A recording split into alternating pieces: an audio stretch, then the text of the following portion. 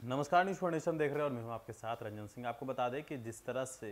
बंगाल के चुनाव का रिजल्ट कल निकल कर सामने आया है और उसके बाद जिस तरह से बात कर ले एनडीए के घटक दल में जिस तरह से जो नेता हैं उन्होंने ममता बनर्जी को जो बधाई दी है। पहला ट्वीट हम आपको जीतन राम मांझी का हमारे स्क्रीन पर आप देख रहे होंगे और वह ट्वीट में लिखा है, ममता जी को जीत की बधाई, यह जीत बंगाली अस्मिता की जीत है, पुनः बहुत बहुत बधाई। यह जो ट्वीट है वो जीतन राम मांझी, हम पार्टी के जो राष्ट्रीय अध्यक्ष हैं और एनडीए में जो शामिल हैं उनका है। और दूसरा ट्वीट जो आप देख रहे होंगे स्क्रीन पर, ये उपेंद्र कुशवाहा जो कि जेडीयू के संसदीय बोर्ड के अध्यक्ष हैं उनका है। भारी चक्रव्यूह को तोड़कर पश्चिम बंगाल में फिर से शानदार जीत के लिए ममता बनर्जी को बहुत बहुत बधाई। तो आपने ये दोनों ट्वीट देखा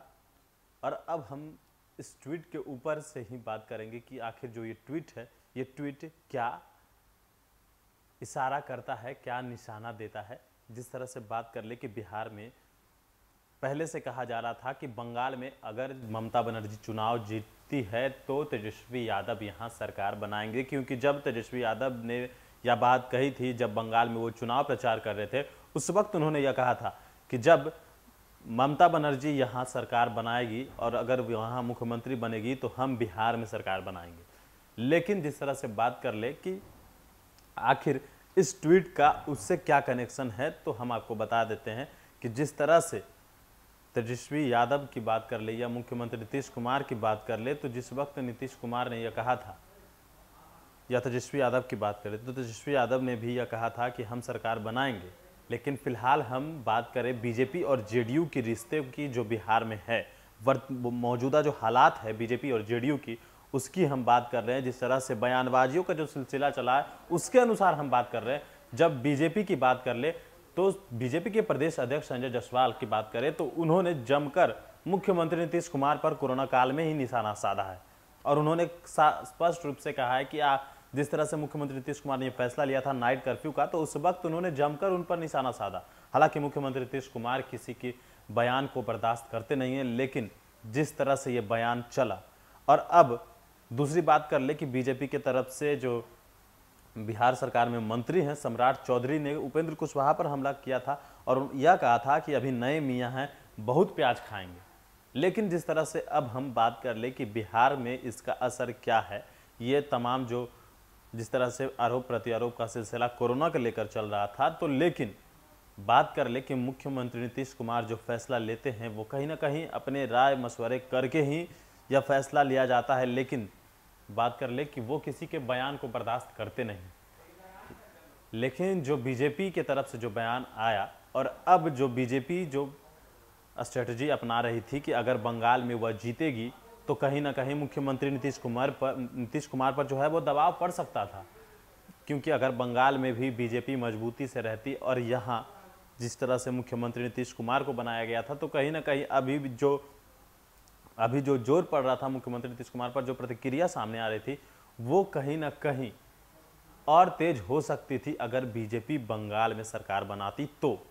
लेकिन अब इसके ठीक उल्टा होगा। जिस तरह से बात कर ले कि बीजेपी बंगाल में हार गई और अब बिहार में सरकार बीजेपी की है फिलहाल जेडीयू के साथ। और अब अगर जिस बात कर ले कि पहले जब जेडीयू के साथ बीजेपी का जो समर्थ था वो कुछ इस प्रकार था कि वो बीजेपी चुपचाप थी और जो भी काम फैसला जो है वो मुख्यमंत्री नीतीश कुमार को ही लेना था। लेकिन अब भी काम वही हो रहा है, लेकिन कुछ कुछ काम जो बीजेपी का है वो अपना दबाव डलवा कर जो है वो कहीं ना कहीं यह काम हो रहा था। लेकिन अब जब बंगाल में बीजेपी हार गई है और अब मुख्यमंत्री नीतीश कुमार के आगे जो है वो उनको झुकना पड़ेगा, बीजेपी को झुकना पड़ेगा। अगर बीजेपी नहीं झुकती है तो बिहार में बड़ा उलटफेर होने को मिल सकता है, देखने को मिल सकता है, खेला हो सकता है अगर नहीं झुकती है तो। दूसरी बात हम करें कि लालू प्रसाद यादव जेल से बाहर आ गए हैं, आरजेडी पूरी तरह से फ्रंट फुट पर है, फिलहाल सेफ है। लेकिन जब लालू प्रसाद यादव आ गए हैं और अगर मुख्यमंत्री नीतीश कुमार के आगे बीजेपी नहीं झुकती है तो संभावनाओं का खेल है राजनीति और कहीं ना कहीं यह कहा जा सकता है, ये नहीं कह रहे कि नीतीश कुमार सत्ता पलट देंगे, लेकिन कहा यह जा सकता है कि जिस तरह से जीतन राम मांझी का यह बयान, यह ट्वीट सामने आया, जिस तरह से जीतन राम मांझी का ट्वीट ममता बनर्जी के तरफ गया, और जो ट्वीट कहीं ना कहीं इन दिनों उन्होंने किया है, जो पूर्व सांसद हैं उनको लेकर भी, जिनकी मृत्यु हुई उनको लेकर भी उन्होंने कहा कि जो राजकीय सम्मान के साथ उनका अंतिम संस्कार होना चाहिए, तो कहीं ना कहीं यह कहा जा सकता है कि लालू यादव के बिहार आने से जो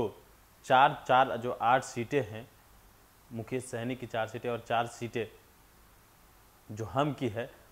इस पर हमेशा लोगों को संदेह रहता है कि यह 4 सीट जो है वो उधर जा सकता है।